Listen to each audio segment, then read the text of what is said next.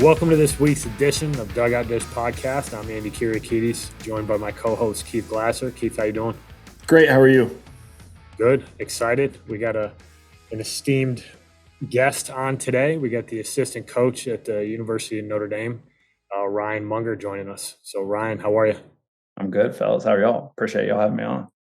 Yeah, looking forward to it, man. Excited to have you here, Ryan. Before we get into firing off questions, give the listeners a little bit of a rundown how you've gotten to where you are at Notre Dame at this point. You've done some pretty cool stuff at a couple different spots, and got quite a bit of baseball experience. So lay it out there for them. Yeah, I had my playing career at Duke. I was there for 4 years and got to go through a little bit of a coaching change. Coach Pollard was my head coach my senior year, and he was a big reason I got into coaching, and he was the one who really helped me get me started. My senior year, kind of walked in, and he was like, "All right, Munger, what's life after Duke look like for you?" And when you're as bad of a hitter as I was in college, you knew professional baseball wasn't going to be a realistic option. So I said, there were a couple of things I was looking at, but coaching was one that I wanted to get into. And so he was like, "All right, like we'll see how this fall goes. I'll get to know you, and if I think you could be a good fit for it, then we'll do it. And I'll introduce you to coaches throughout the spring." And we kind of met again around Christmas break, and he's like, "Mung, I think you got a feel for this. I think you could be a decent coach." So he's like, "When we play opposing teams in the spring, I'll introduce you to the head coach and just say, as the year concludes, you're going to be looking to be a volunteer assistant somewhere, and just kind of wanted to get your name out there." And it was cool for me. Got to meet a lot of coaches, kind of a different vibe. You're trying to get ready to play and win some ball games, but you're also trying to, market and network yourself. But the job that came open for me was at Davidson. Got to work for Dick Cook, and that was actually where Coach Pollard played, was at Davidson. He played for Coach Cook, and then Coach Pollard actually came back and coached at Davidson and coached with Coach Cook as well. And so when that job came open, Pollard was, like, "Hey, thinks this would be a great spot for you to get started, work with Coach Cook." And, Coach Pollard gave me a good recommendation. So Coach Cook literally interviewed myself, and that was it. So he pretty much gave me the job, did an interview just to make sure I wasn't too far out there. And, Coach Cook just kept working with me. I got to work with Rucker Taylor there. And so after about a year and a half, they were able to promote me from a volunteer up to an assistant. And I was there in that position for a couple of years. And then in 2018, Coach Cook retired. And from there, Coach Rucker Taylor took over the program, became the head coach, and he promoted me to the recruiting coordinator. So got to serve in that capacity for 4 years. And we were in the A10. And for, a large part of that, VCU was the top dog in the league, and just kind of had some mutual admiration for what those guys had done in that program. And this summer or last summer, when Coach Stifler got the Notre Dame job, he just kind of noticed what we had done at Davidson, and we went to the Supers with 2.5 scholarships, and then we ended up winning the league in 2022 for the first time in the history of the program. And so he gave me an opportunity to come to Notre Dame, and that was obviously an opportunity I couldn't say no to. And just got done with my first year, and it's been great. The facilities are awesome. Just the school is, it's Notre Dame. Kind of speaks for itself. And then the coaches, it's been great for me. I've been able to learn a lot. They've been awesome people. Stiff is awesome. I mean, just great personality, great baseball mind.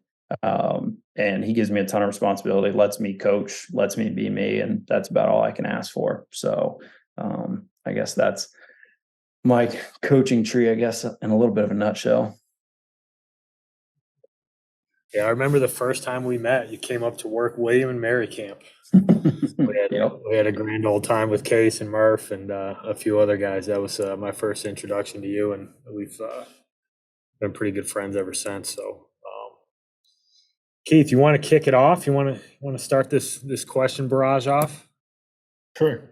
I met Ryan on field 3 in Woodland, California.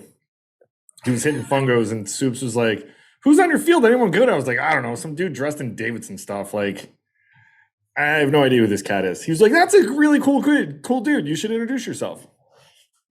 Exo facto, Ryan and I are really close now. Shout out to Coach Suplee there. Yeah, so essentially the first question that we always kind of kick it off. We have a front end and a back end question that essentially stays the same, and everything in between. We just kind of lob to you to really get some recruiting questions out to our listeners. But the first question we kind of always kick off with, how do you guys go about identifying players at Notre Dame to recruit? Probably falls under, a couple different branches. One will be just connections.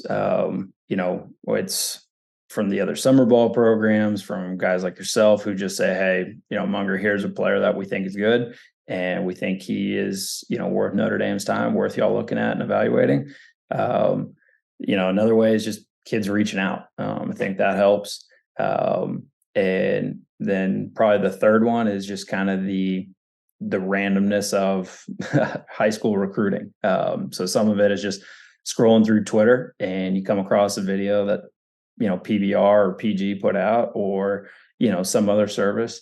And then sometimes you're just looking across rankings and just trying to come across some names, and maybe you're looking for a specific position, or, maybe you're looking for a skill set. You're trying to see maybe some 60 times or exit velocity just to kick the tires and see if you can't come up with something. Yeah, you mentioned the rankings, and we get asked this quite a lot.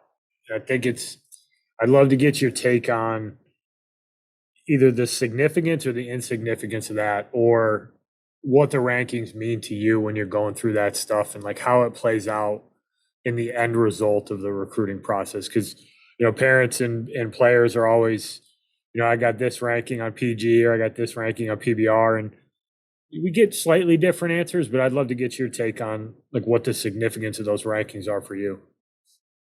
Um, I think first off, like if you get a kid to commit who's got a good ranking, like it helps your ego feel a little bit better, as part of it. Like if we're being honest, um, the rankings, I guess, sometimes is a starting point of like, hey, other people think this guy is a good player. And sometimes that's, that does matter. Because you want to recruit successful players. You want to recruit guys that other people think are good. Now, again, you still have to think they're good, still have to believe that there's more that can be had out of those guys. But from a simplistic version of recruiting, like usually good players are thought to be good players by a lot of different people. So if you start getting enough people to say that you're a good player, like you probably are. So, it has some value. And it's a starting point, but at the end of the day, like you're still going to rely on your own coaching staff's evaluations of said player, and make sure he's a fit within your program and kind of what you're looking for. And then at the end of the day, it's, recruiting rankings are more just to make everybody feel like they're doing a good job and give you a little bit of an ego boost. It's such a good way to put it. Really, it's such a good way to put it.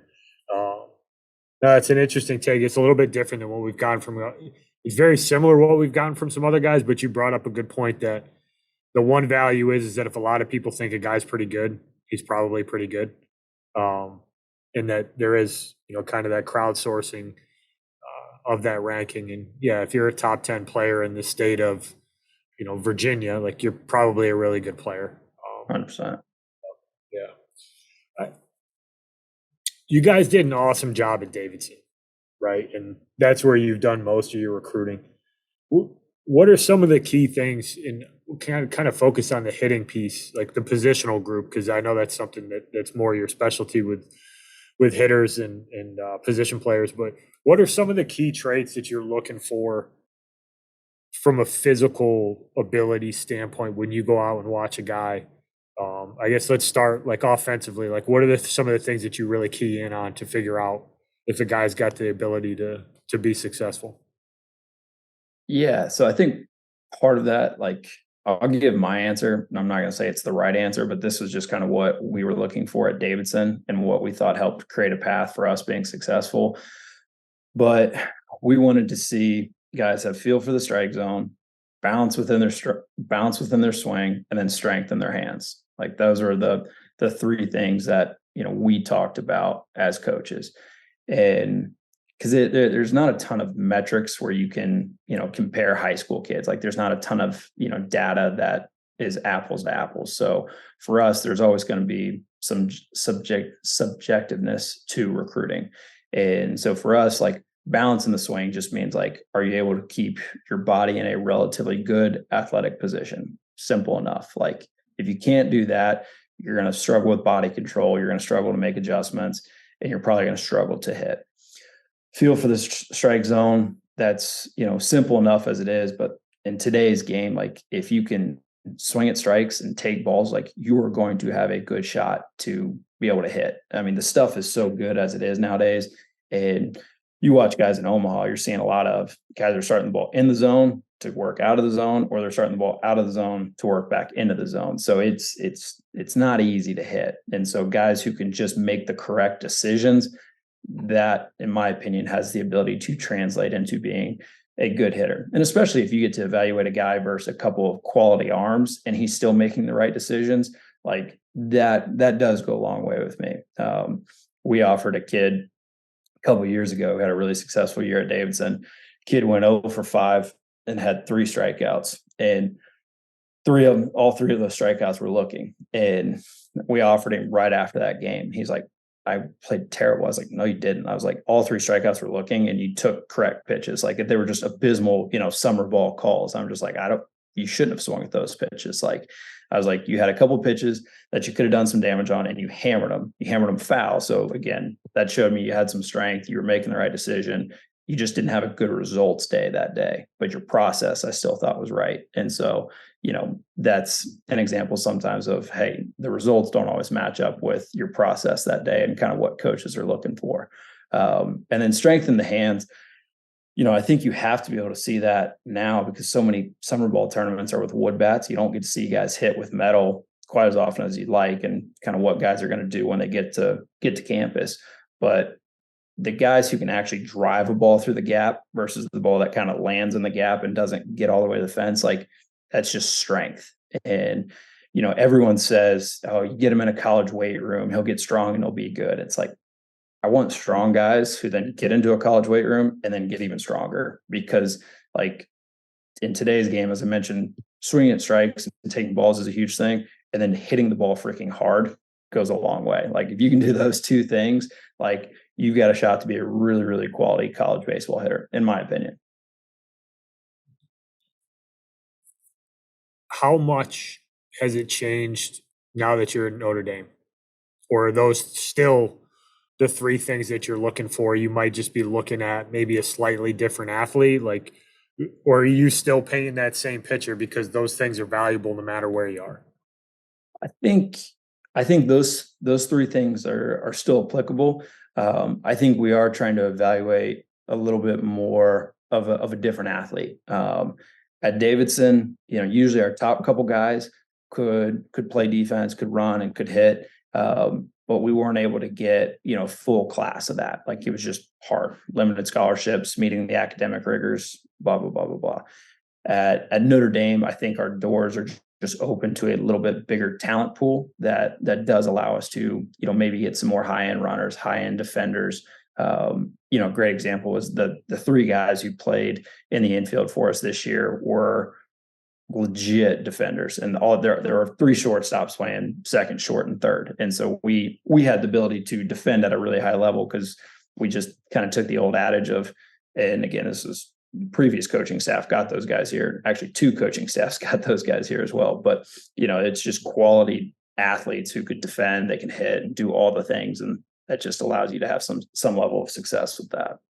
Interesting. I like the takeaway with the kid not having a great day and not realizing that what he did was still really good, because we're in such a results driven thing. And a lot of times the kids definitely get caught up in it. It's like, well, I was 0 for 4 today.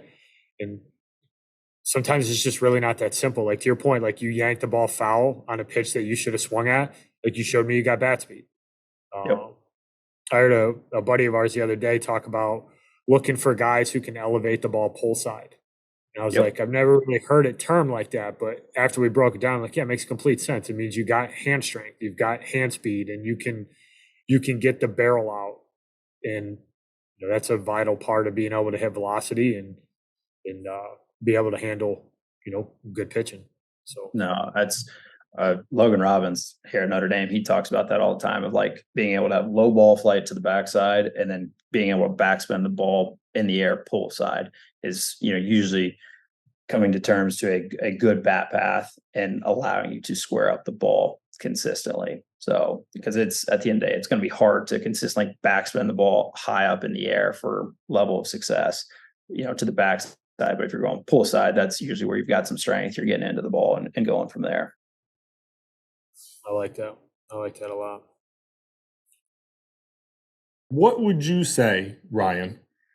The level of emphasis you put on metrics when you guys are evaluating, whether it's exit velo, how hard guys throw, what their 60 time is, TrackMan Rapsodo data, like how much emphasis do you guys put on that in the process?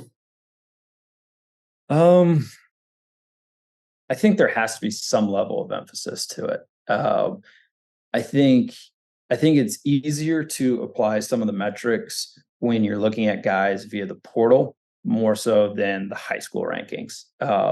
Just because you feel like the data you're getting is more consistent, and you're able to get it through one platform, and you just feel like it's a little bit more accurate information.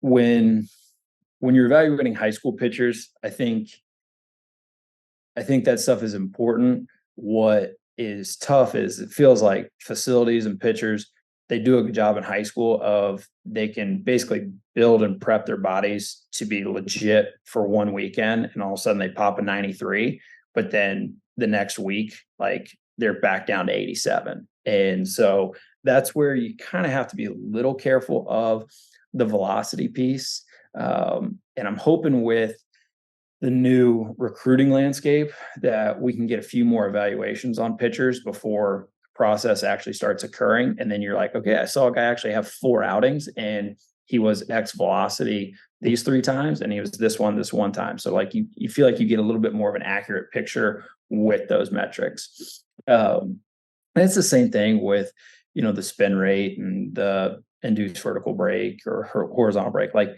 those things matter because they do make you harder to hit. Like if you have some metrics that start falling in the, top 5 percentile of college baseball, like that is going to translate at some point. Like we were able to watch a 25 arm the other day and he was spinning a breaking ball between 3,000 and 3,200 RPMs. Like we don't have anybody on our team right now who spins a breaking ball that hard. Like it's a good pitch and his fastball was floating around 2,700, which again, is just, that's not what normal fastballs do. It's a big cut carry fastball. And like you talk to enough pitching coaches and they'll tell you like cut carry fastballs, like they're hard to hit. And that's not really something that you can teach guys to do. It's like they either kind of have it or they don't have it. And there might be some pitching coaches that can teach it out there. I don't know how to do it. I'm not a pitching guy, but so when you can find, interesting metrics like that make you more unique and stand out, like that does give you a little bit of intrigue. Now, again, if you're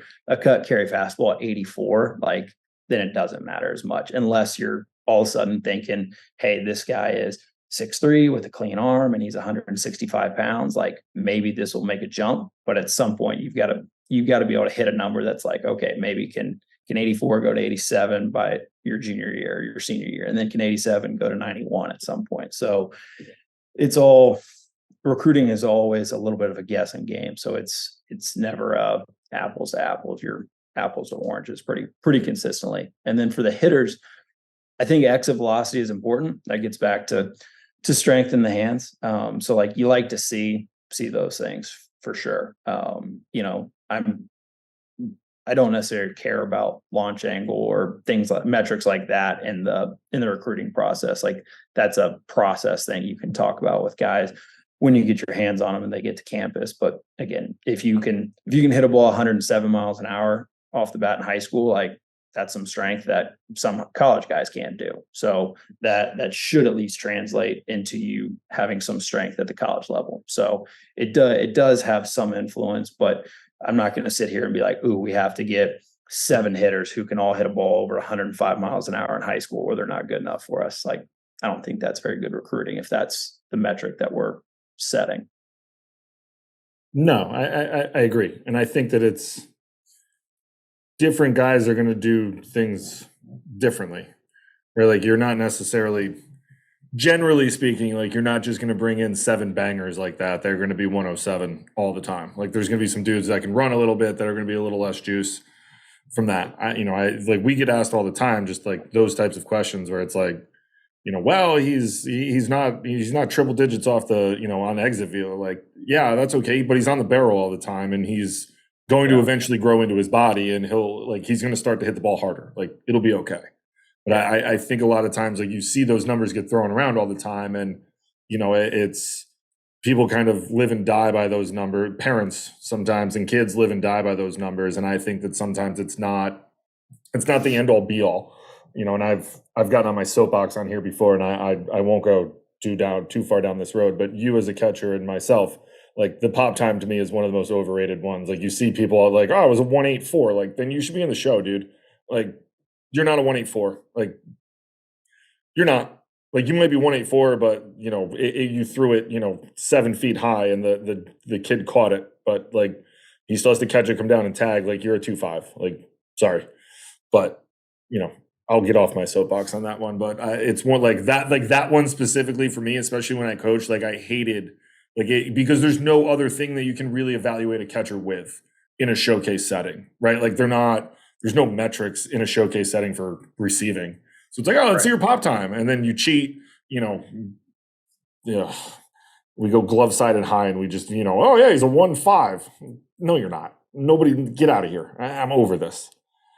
Oh, sorry. There's nothing that makes you feel like a worse catching coach when all of a sudden kids come in, they're like, yeah, coach, I got Papa 187. And then all of a sudden, the first time you get them on the watch, hey, nice job, man. I was 204. And they're like, coach, I got 2/10 worse. I was like, no, like you'll throw out 30% of base runners. You're actually going to throw out a lot more guys. Yeah. Like you're in the tag zone now. Yes.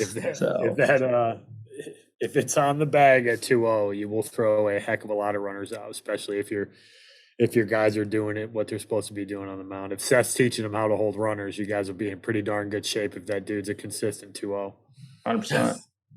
That was what we were able to do this year. I mean, we were right around 30% caught stealing, and it's by no means were we elite throwers compared to some college catchers, but it was just like all we talked about was just be clean with our transfer and be accurate with our throws. Like we'll work on some of the other things specifically that guys need, but in terms of what we're talking about holistically with the catchers, like stay clean here, be accurate there, you'll be just fine. The exit velocity is the one that always throws me off the most. And it's specifically because of when it's usually generated. Right. And if you had in-game readings, I think it'd be such an awesome metric. I think they're hard to get for high school kids. Like in college, when you guys have all the data where you can track all that, and you can see like, hey, this guy's average velocity, coming off the bat. Like I think that has a ton of merit because that's a true metric of how often do you hit the ball hard, which at the end of the day is really just the only thing that matters as a hitter. But the exit velocities and the showcase settings and stuff are always tricky to me because, yeah, it's great. And Keith had mentioned this he's mentioned this in a couple things. I think he put it really well. Is like, can you take that exit velocity into the game? Yep. Like, can you do what you did off of the tee in that controlled environment, generate that bat speed, swing at the quality pitches just like you were talking about? Like, can you take the ones you're supposed to take? Can you swing at the ones you're supposed to swing at? And can you deliver the barrel where you're going to get a similar result? And that's the tricky part for me. And I was really picky about this, and I had a couple really good hitting guys that I worked with. And the big thing was trying to see a guy take 15, 18, 20 at bats, because then you get that sample size to exactly what you're talking about. Like, can this guy C-spin?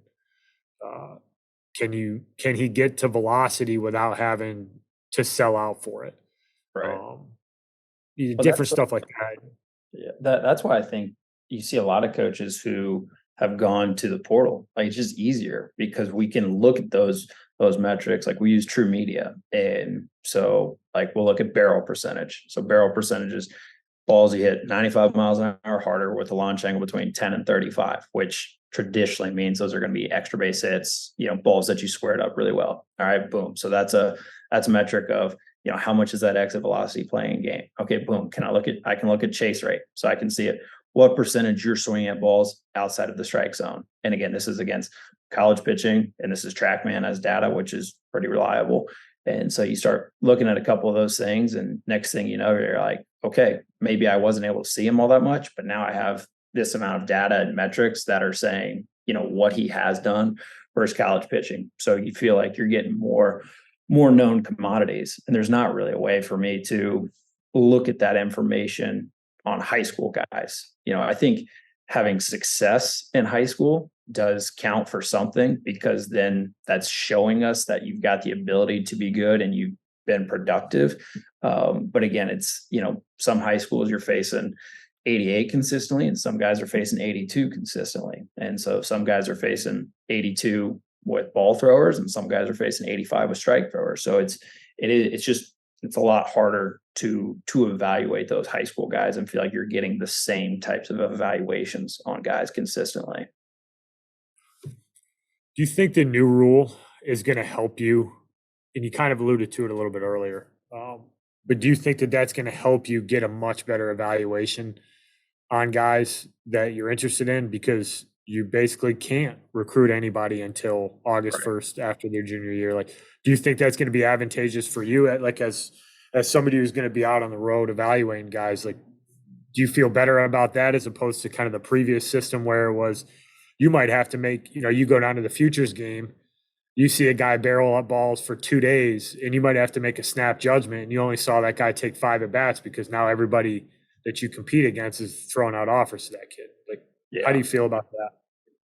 I think it should. The only thing that makes me nervous is anytime there's been a rule change, there's always some people who are finding ways to take advantage of that rule change. And I don't know how to do that yet, but I think the rule is supposed to allow you to do that, right? Like, okay, hey, these guys can't talk to anybody till August 1st.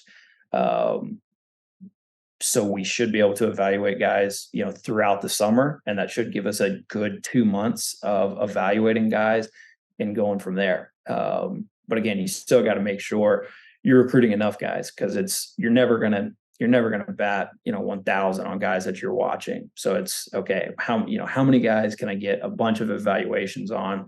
And it's tough too, because you're like, am I getting evaluations on guys that actually have interest in Notre Dame? Some guys, aren't going to have that interest in Notre Dame. And some guys might have interest in Notre Dame. You get a bunch of evaluations on them, but because that contact is limited, are they actually going to be on the right academic path that's going to get them into school as well? And so that's, we felt like with the previous model, the process was definitely sped up, and it's like, hey, recruiting processes could last 3 weeks and then it'd be done. See them maybe once or twice, get them to campus, offer them, they make a decision, boom, the process is over. Now it's, hey, you're going to try to evaluate these guys as often as you can, but you're also going to be dealing with a little bit less knowledge of the player, what he's looking for, how much he is a fit. So then it's, you might hit on some of those guys, and then you might whiff on some of those guys, and then you feel like you just wasted your time watching some of these guys. So it'll be interesting to see. I never really thought about it that way, but yeah, that's an interesting wrinkle, is that you're kind of, in some ways you're operating in the dark a little bit. Yeah. Like, are you going after a guy that has no interest in Notre Dame? Like, Yeah, are you and spending your time realistically, getting evaluations on that guy? Yeah, and that's, where I think us as coaches we have to use our connections. We have to use guys like you and Keith of like, hey, what does this kid actually want? Like, is it worth my time to come recruit him to Notre Dame, or is he not going to have the grades to come here, or he doesn't have the interest in, doing an academic school, or, whatever the reasons might be. And so I think, as coaches now, we're just going to have to do a lot more homework, have a lot more conversations with coaches on the front end to try to get get a feel for what these types of players are. Because realistically, once August 1st hits, then it's just going to be an absolute frenzy. If offers, visits, everything's going to be going crazy probably for some of these guys, and some of these guys are going to be all right. I'm going to take a bunch of official visits during the fall, go watch some cool football games, figure some things out, and then go from there. So and that's where, again, like, you're not going to have a true feel for what the kid's going to want to do until you get on the phone with them and start to build a relationship with him. Yeah, it's going to be interesting to see how that all plays out. It's everybody's first go around, so it'll be Yeah. yeah, And it's gonna August impact. 1st going to be interesting. It'll impact schools differently because, like I said, at Notre Dame, like, our process could be quicker. Whereas, like, at Davidson, a lot of times, like, I was recruiting kids for 7 months, because, again, like, most of the time kids that wasn't their first school, and so, like, we had to sell them on it, we had to work on them over time, and eventually they're like, hey, this is a good fit for me. I feel comfortable with the coaches. I feel comfortable with the school. Now it is the right fit for me. So I'll be interested to see how it impacts, the non-power fives as well, who have had a similar recruiting method or model. So again, they still might recruit the same way. Maybe not. Maybe it changes their process as well. You mentioned social media a little bit earlier. Mm-hmm. How are you leveraging that beyond just scrolling through it? Like, are there other pieces of the puzzle that you try to put together with a kid through social media to use it for kind of a character check? Like, talk to us a little bit about how you guys leverage that. Yeah. I feel like when social media was first getting started, I feel like you could run into some issues of guys not being aware of, hey, coaches, can't look at my social media. Now it's interesting. Like, I'm an old wall at this point, so, like, I still think Twitter's cool, but all the other high school guys are just on Instagram or something else. Like, they just use Twitter as a recruiting platform for them. So, like, I haven't come across a guy in several years where I've seen their social media profile has been like, oh man, that's interesting. Like, that's there's some questionable, things you're liking on Twitter, or you're retweeting. So, I think we typically take a glance at it, but I haven't run into that near as much as maybe 6 or 7 years ago. So I think kids have definitely been, educated on the importance of, the perception that you put out on social media is an impactful one and can get you in trouble. I still think kids show more of their true colors in games. I mean, just how they handle failure, their interactions with their coaches, with their parents, post game, pre game, with their teammates. Like, that's one I think that's harder to hide. And it's easier to see when you're watching kids. So, because I think it's harder for kids to show their true nature when things aren't going well, or sometimes you see their true nature when things are going well, both in a good and bad way. So, that's probably where we get a better, truer sense of who the kid is. Yeah, we've talked about that on here, where, like, sometimes you go and watch kids and they fail and they have a horrific outing, and you see them, not complain about anything, just give me the ball, and they try to get 4 or 5 innings out of it. And you can glean a little bit more information out of that versus they just quit. So, and it goes both ways. Like, you could just get absolutely, barreled all over the yard, and if you quit and blame everyone else, it's like, all right, I'm on to the next guy. Like, I'm not coaching that. Or he buckles down and gives you that bulldog, and you're like, yeah, that's the kid I kind of want to. I want to go down the road a little bit further with this kid. But I think it's interesting because we've talked about this, and a lot of other people have, and I've said it before. Like, the amount of information that you can get just in seeing the interaction with mom and dad, right? Like, and it's wild because I don't think a lot of kids really think about it that way, and I don't think families do. But there's I've said it on here, like there's a specifically, I know there's one and I can think of it off the top of my head, but like there's people I've passed on when I was coaching because I saw the way they interact with their parents.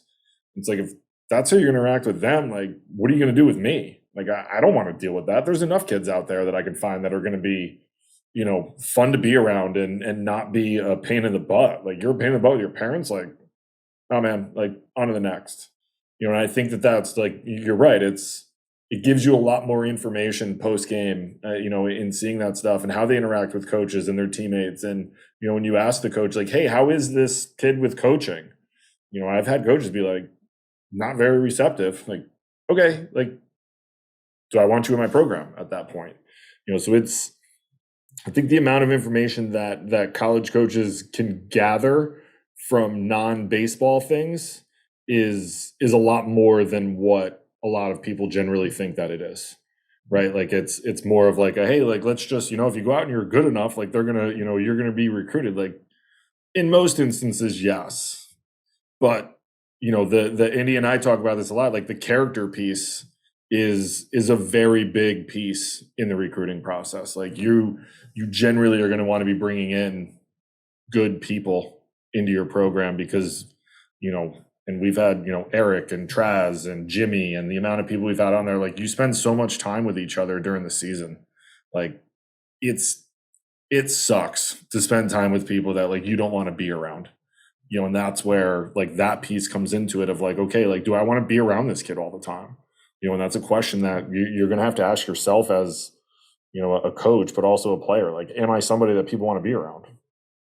I think I completely agree. And I think a lot of times it leads to like what type of player you actually are too. Like you as a coach, you always appreciate when a guy's like, yo, my bad. Like, give me the ball, or like, hey, I booted the ball at short, or hey, you were up 0-2 in a count, then you walked a kid. Like, all right, that's my bad. I lost focus.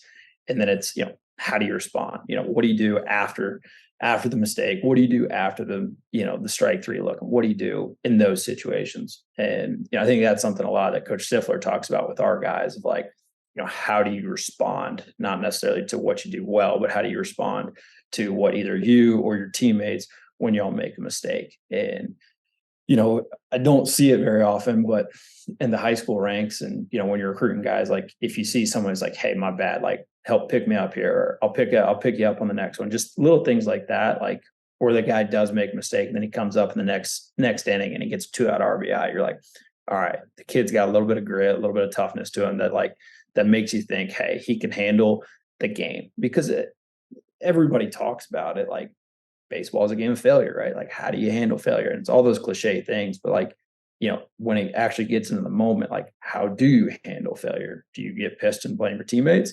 Or do you sit there and hold yourself accountable and say, all right, I botched that. I got to find a way to pick myself up off the mat, help pick up my team and go make the next play. And, that is a characteristic that usually does translate. Usually you're not terrible with that in high school and then good in college, or vice versa. So I think that's, you start talking about what are things that we're looking for and how do we figure out what type of guys are the right fits.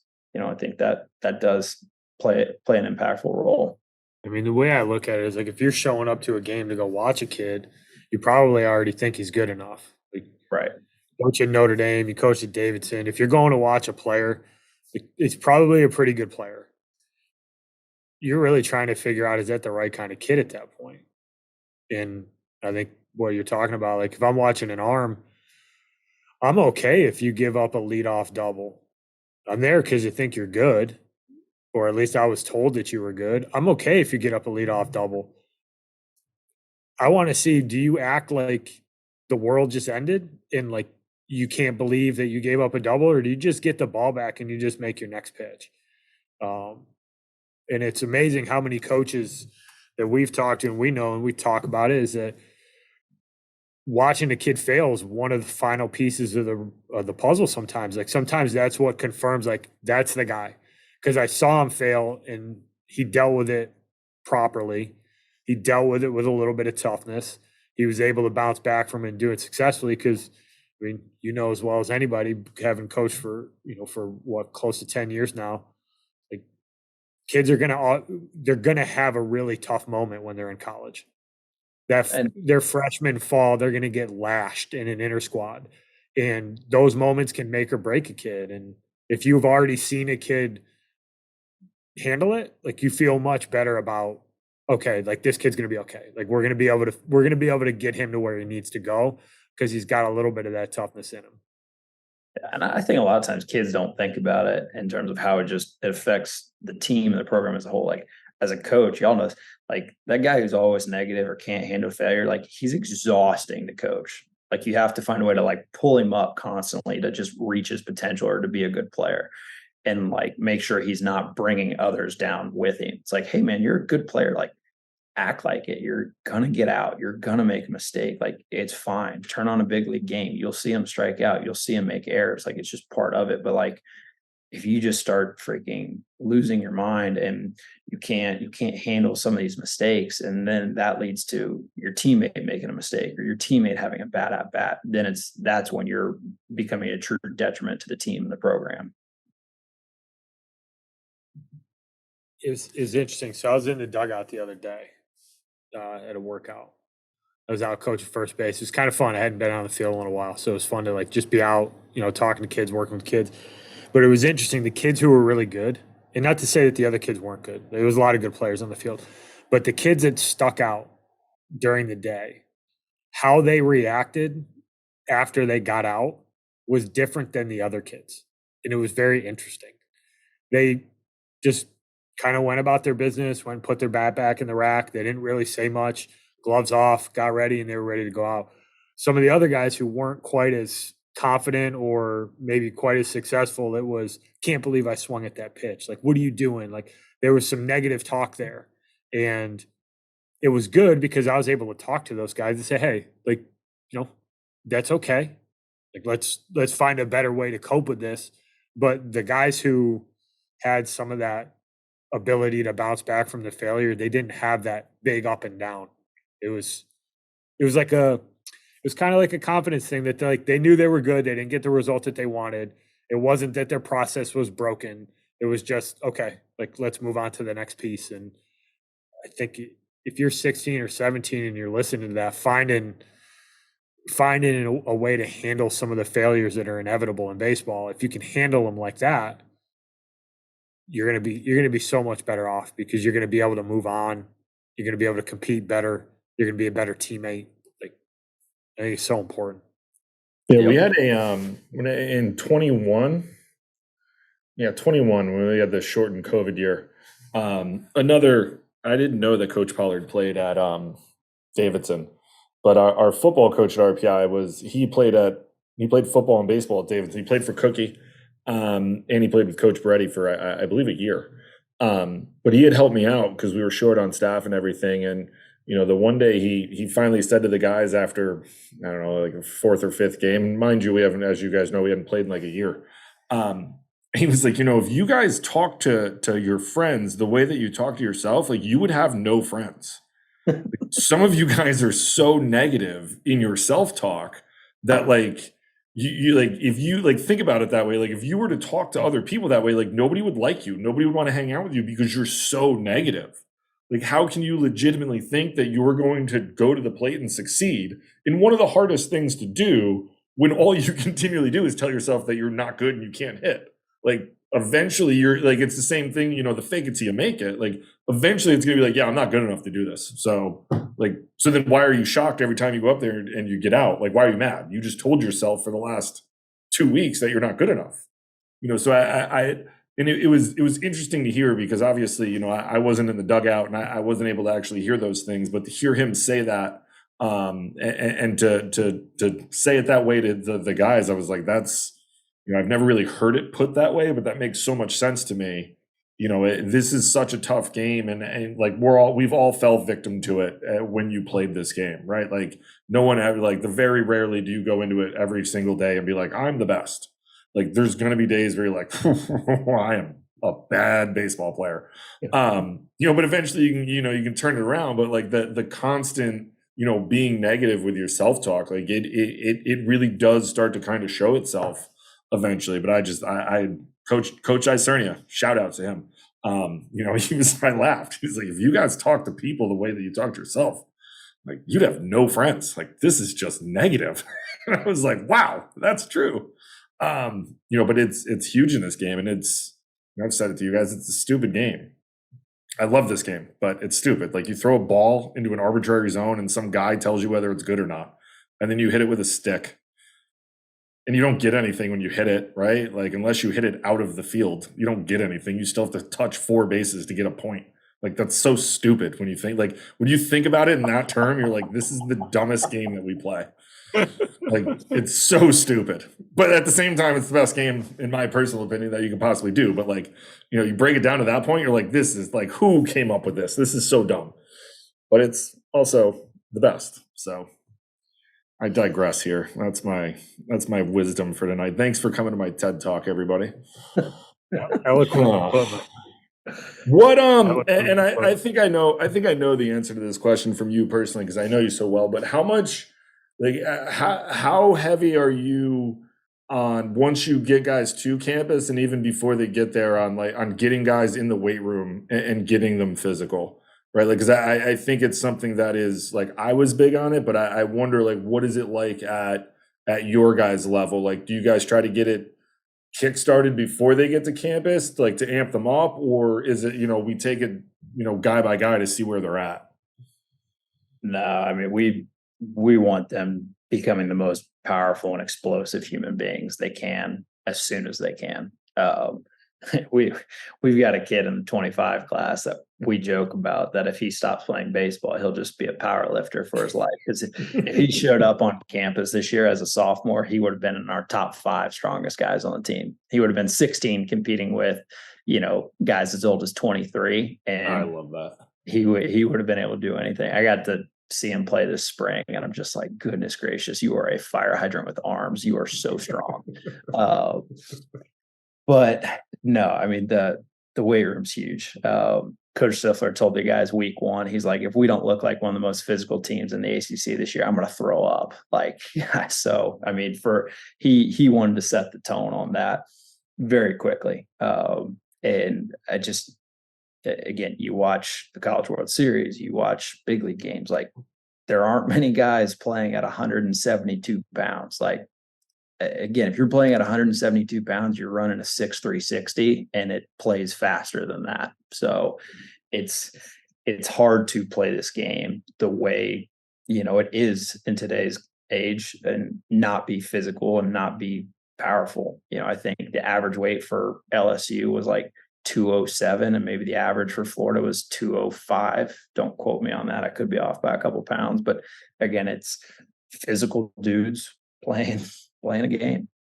So we want to be as aggressive in there as possible. And we want our guys to push each other. And for us, we were able to get everybody but one of our freshmen to show up on campus already. So they're already working with our strength coach. They're lifting, they're in there with him 4 days a week. And so that's, a huge piece. And again, part of that is we told them we don't necessarily care about, how much weight or how much strength they'd get during the summer bridge program. We just wanted them to make sure they're moving in the weight room right. They're moving correctly. They're getting used to being college athletes. So that's a little bit different. But for us, we just feel like then when they're back for the fall and the start, there is no, teaching time. It's, hey, like, let's just go get after it. Now let's, go see how strong. And again, if they're just thinking about how they're moving and trying to do things right, they get stronger anyways, but we don't want them to be thinking initially of, oh, I've got to go put on 10 pounds during summer bridge program. Like, just go move correctly, move the weight properly, be healthy, and, things will trend in the right direction. And when going through the recruiting process or after guys are committed, I think more so we just have to make sure we just start teaching them the culture of, how important the weight room is to us. It's not going to be a, hey, lift when you want to, lift when you feel good. Like, guys in the big leagues lift, several times a week, and they're playing 6 days a week. Like, you think they feel good? Like, it's probably not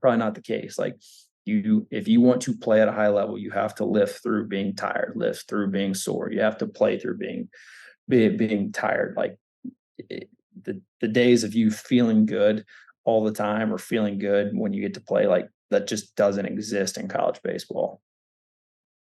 No. We You're joked in sore all the college time. when Andy and I played that it was, if your arm felt good, you had to worry about it. Like, oh, your arm feels great today? Like, what's going on there? It's not supposed to feel that great in game 54, day Took a couple extra 170 of the Advil. season. No, that's Coach Pollard used to joke with me. He's like, how many days do you long toss a week? I was like, 6. He's like, so you long toss to either feel good or to get sore? I was like, yeah, if I'm sore, I throw till I feel good. If I feel good, I throw till I get sore. But I'm just gonna throw. So, us same way. Just throw, just throw as much as you can. And some days it felt good, and some days it didn't. And the days it didn't feel good, you just made sure you had the bullet you needed when you had to make a good throw. Otherwise, just get it across the infield. 100%. Throw hard enough so your coach doesn't yell at you for flipping the ball over there. That was one thing I always had to worry about. Jerry Rax he'd give it to me if I ever flipped one over there and it didn't go well. That was never good. He'd rather have me throw it into the parking lot. If I threw it away, I better have thrown it really hard. So, all right. So that question, it's a huge piece of the puzzle, and the physicality is massive for high school kids in the transition of the college game. But I want to get your thoughts on, you've watched a lot of kids transition from high school to college. And I'm sure you've seen some guys who've done it really successfully. And I'm sure you've seen some guys who those first 6 months can be a little bit of a slap in the face. Like, what are some of the commonalities that you see for freshmen that make that transition well? Not necessarily just on the field, but just that overall transition to college. I think honestly, it starts off with just physical strength. I think your body's just not used to what you have to do at the college game. Like, there are kids across the country who are like, yeah, I do a good job, I work hard, and you do. But it's still different of like, now all of a sudden, freshmen they're practicing 6 days a week and they're still coming back to hit extra or come back and get ground balls. And they're lifting 3 or 4 times a week. So like, they're just putting their bodies through something they're not used to. And so having the physical strength, I think, is important because one just allows you to keep up with the guys older than you. And like, a lot of times kids don't think about it this way, but like, when you're a freshman in high school, like, you don't show up, play on varsity, and are the 3-hole hitter. But like, guys will get to college and they'll be like, ooh, I'm going to get here and I'm going to hit 412 as a freshman in college. Like, no, there is a bigger gap between being a 15-year-old to an 18-year-old versus an 18-year-old to a 22-year-old. So I think just having the physical strength is something that a lot of times guys don't understand. And that's where like I get caught up, is so many guys are trying to do baseball specific lifts, which has a ton of value. I don't want to devalue that at all. But I think just doing your Olympic lifts and getting just mass and strength, I think, has plenty of success and will help translate to the next level. And you can always do plenty of baseball specific stuff. But I think you are missing out on some development or some physical strength if you're just doing baseball specific stuff. Like, go squat a lot, go deadlift a lot, go bench press a lot. Like, just put a bunch of weight on the bar and move it. Like, you'll get stronger, and that'll help you be a better baseball player too. And then we can work on the specific stuff in addition to that. And then kind of what we talked about earlier, just the ability to handle failure, because I think that will apply in the classroom and that will apply on the field. And just if you know how to handle failure, how to react and what to do when things aren't always going according to plan. And that's going to be something you're going to have to get used to, because mom and dad no longer preparing your meals for you. No one's, telling you, hey, you have to wake up and go to school. Like, you have to take ownership and accountability of your life and the decisions you're going to do. Hey, you're a skinny freshman, you've got to find a way to add strength and mass. Okay, are you actually eating enough, or are you just eating when it's convenient? Like, the kids who want to get bigger, they grab an extra smoothie, they grab an extra muscle milk, they grab an extra peanut butter and jelly sandwich, and they just make sure they're eating throughout the day. Like, those are easy decisions, but not all those kids make those decisions. So I think just handling, when things aren't going the right way, and knowing how to, react and go from there. go a long way to guys being productive throughout their freshman year. PB&J in the backpack goes a long way. Yeah, I mean, it, that was it that really, was a go-to for us. yeah, and it's 20 years ago, and life hasn't changed that much. It's still calories. Yeah, no, and it's actually, I'm sure there's some science behind it, but some of that sugar and stuff, and then you get the protein. Like there's value in it calorically as well. So if you're nothing wrong with just having one of those to go. I might make one tomorrow now. Little 4th of July PB&J. That's a good. I love It's PB&J. a good America snack. Did you just say caloric? I did, yeah. Wow. I don't know if I've ever said that word before, except for today. Marist degree is paying off for you. Yeah. Hey, Red Foxes, baby. Red Not Fox. all of us went to Duke. Oh, gosh. Yeah, there was a trap door that I was able to sneak through. Well, the question that we always end things with, Keith, I'm going to give you the honors, but let's close this one out with our usual. Ooh, I had first and last. All right. Last question, Ryan. We bookended here. What advice, however many bullet points you want here, what advice would you give to an incoming freshman going to play college baseball this fall? Reach out to the older guys and just pick their brain. I think you can't teach experience, and so I think when you can lean on it, you need to. I mean, that's why everybody wants guys out of the portal these days, right? Like they want experience. They want guys who know how to play the game and who have had success or have handled failures. So I think just being able to sit there and say, "Hey, I don't know everything. I don't exactly know what is coming," is a smart move. To assume that you're going to play the same game that you played for the past 18 years of your life would be kind of naive. Like nothing is that simple. The game's going to move faster. Like I don't care if you're the best player in the country. Like there's going to be an adjustment period. So find a way to get close with some older guys and lean on their experience as often as you can.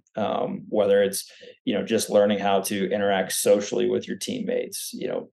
Everyone always wants to talk about how good they were in high school. Like you don't need to be that guy. Like you're not in high school anymore. Like you're in college and you're talking to guys who have been first team all ACC players. Like they've been really good in the ACC. They don't care about the fact that you hit 385 in high school anymore. So like, it doesn't matter. You're not in high school. So, talk to those guys, learn how to be good in college and, let your high school success be something that you build upon, but that's not something you fall back on because it doesn't matter anymore. So, and again, coaches, we want to be able to help, we want to be able to share our experience as well, obviously, but I think some of the really good teams that I've been able to be a part of, the older guys have taken some ownership and I've tried to reach out to the younger guys and try to pull them along and not let them just be freshmen.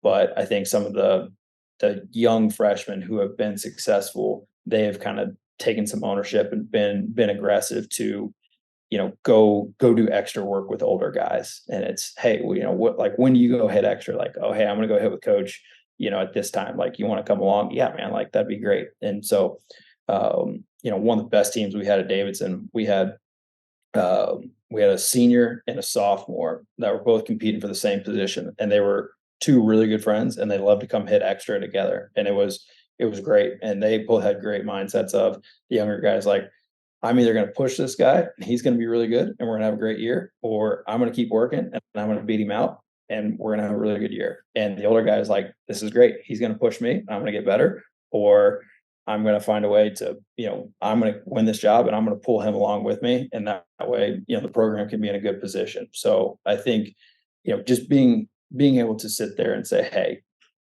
I've had a good career. Now I'm taking the next jump. I don't know everything. I need some help. let me talk to some of my teammates who have been there, who have done that. Let me hear what they have to say about what's helped them be successful. That was a good one to end on. I like the piece on like nobody cares what you did in high school, and it couldn't be more true. Like nobody likes the guy who walks in and talks about, that day he went 3 for 4 in the state championship game. Like that's great. Like we're trying to win the ACC now, so it doesn't matter. Like No, what are you going to do to help us win here? I was crying in my head one time. There was a freshman who was talking to the kid who just won Player of the Year before in our conference. And he was talking about his high school stats. I was like, my man just led the country in on-base percentages and hit 21 homers and was the best player in the conference. You think he cares about your high school batting average? Likely not. Likely not.